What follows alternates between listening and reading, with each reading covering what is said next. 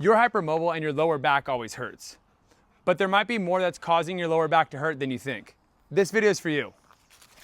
I get frustrated by this because a lot of times people don't point out the details when they're discussing things with hypermobile people. They just say, oh, hey, stretch your lower back because it's tight.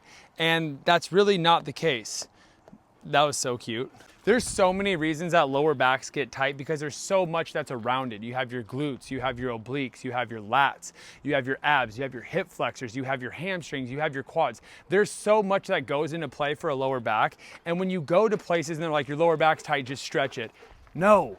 The back's getting tight because it's compensating for something that's not stabilizing the way it should. What could that be?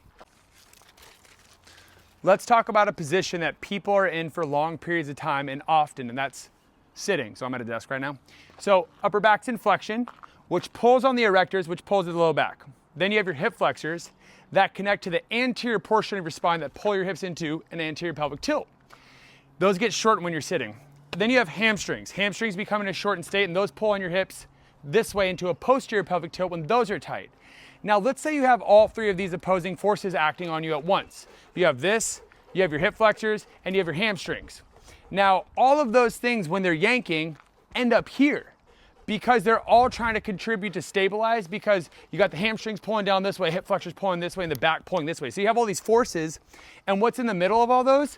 The lower back. Now, I'm not saying this is a be-all, end-all to this problem and it's gonna fix it magically, but it would help a ton if people were taught how to lengthen and stabilize with the hamstrings, how to get the upper back in a neutral position, how to use the hip flexors and strengthen those. Because what's happening is we're going into these positions that are just yanking and pulling, and the end result is at the lower back. With other cases, it might be the knees, it might be the ankles, it might be the shoulders, it might be the neck. But you get the idea is we're in these positions that are causing our muscles to be yanked, and when they're yanked for such a long period of time, they become inflamed, and that's where we get pain.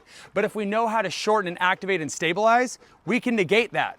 Now, I'm not saying this is just gonna cure problems magically, but it will help. And the reason it'll help is because when you learn to stretch and contract muscles, that generates circulation. And circulation pushes nutrients, oxygen, and hormones into the tissues and gets rid of metabolic waste products. Now, you're probably used to specific positions, such as flexion in the upper back. And when you go into a neutral position, it's gonna feel like you're doing this. So you wanna develop the proprioception first to understand, okay, here. And then when you're in this position, you teach yourself how to activate muscles while you're in a neutral position. And yes, it takes time, patience, and practice, but it'll help you get rid of those pains and the yanking on all of your joints. Takeaway from this video is understanding how specific positions impact our body and our overall well-being. We wanna be able to go into neutral positions and stretch and contract our muscles appropriately.